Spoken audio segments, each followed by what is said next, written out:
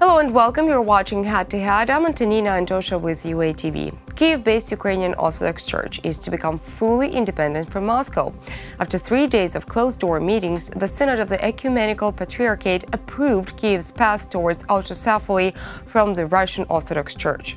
This is a major step for Ukraine. To talk more about this, we're joined in the studio today by Oleksiy Panych.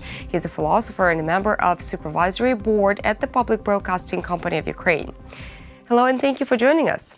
Thank you for inviting me. Okay, so as I have already mentioned, Ukrainian Orthodox Church finally got granted autocephaly.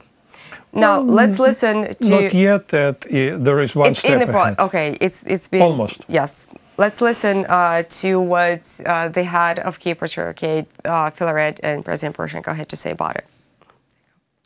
Українська церква ніколи не була автокефальною. The Ukrainian Church has never been autocephalous. It had extensive rights in the time of the Kyiv princes, but remained part of the Constantinople Patriarchate. And then it fell into Russian captivity and wasn't free either. Моєї активної участі в цьому процесі My active participation in this process can be explained by the understanding that it's an extremely important part of creating a state.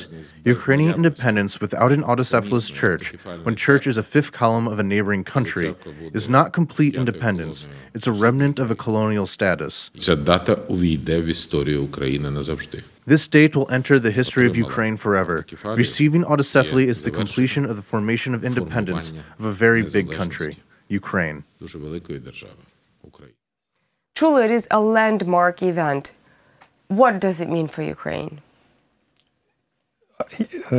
The yesterday's decision is just a preliminary step. I believe it was the last preliminary step from the side of Ecumenical Patriarchate.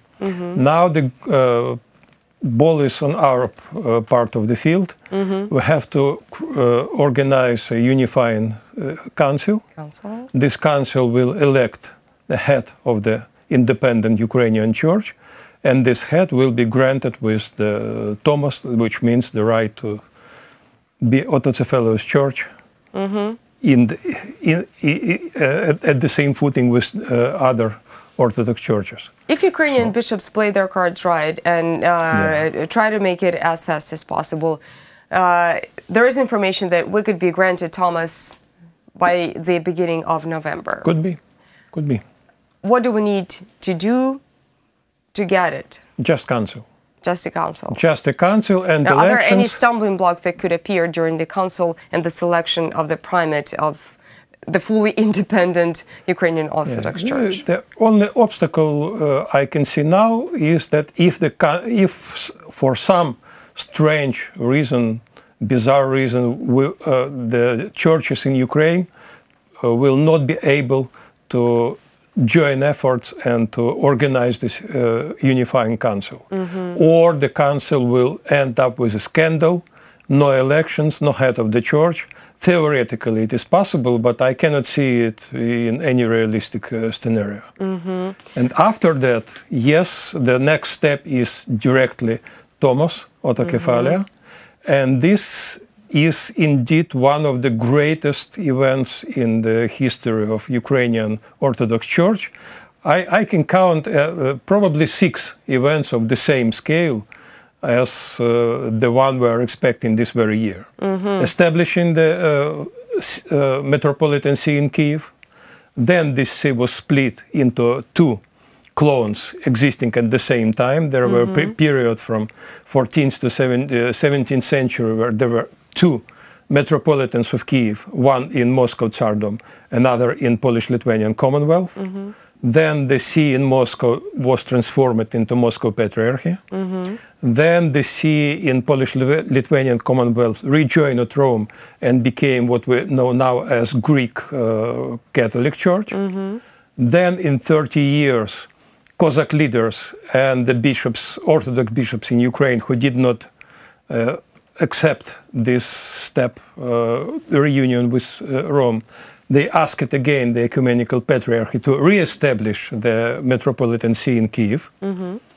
This see was established in 1536, if I'm not mistaken, or around this time.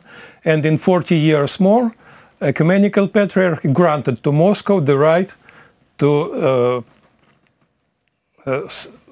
establish Kievan bishops for a while. It was not for sale forever. It was the grant to rule this effective, the permission to have an effective control over Kievan metropolis, because it was, at that time, it was easier because Kyiv anyway was under the rule of Moscow Tsardom. After the end of the 17th century, no event comparable happened until today. Let me just add something. The latest letter published by the Ecumenical Patriarchate states that in 1686, the annexation of Kyiv Patriarchate by Moscow Patriarchate was illegal.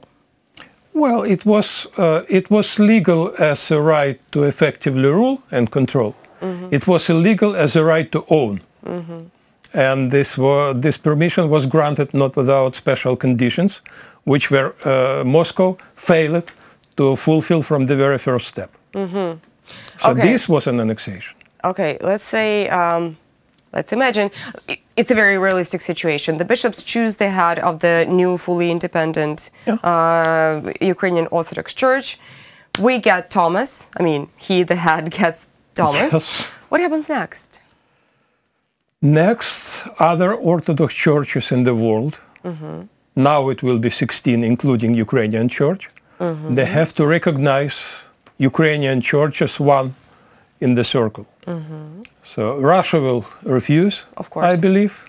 Maybe a couple of churches more will refuse. The rest, I guess, will accept it. So the majority will be with us.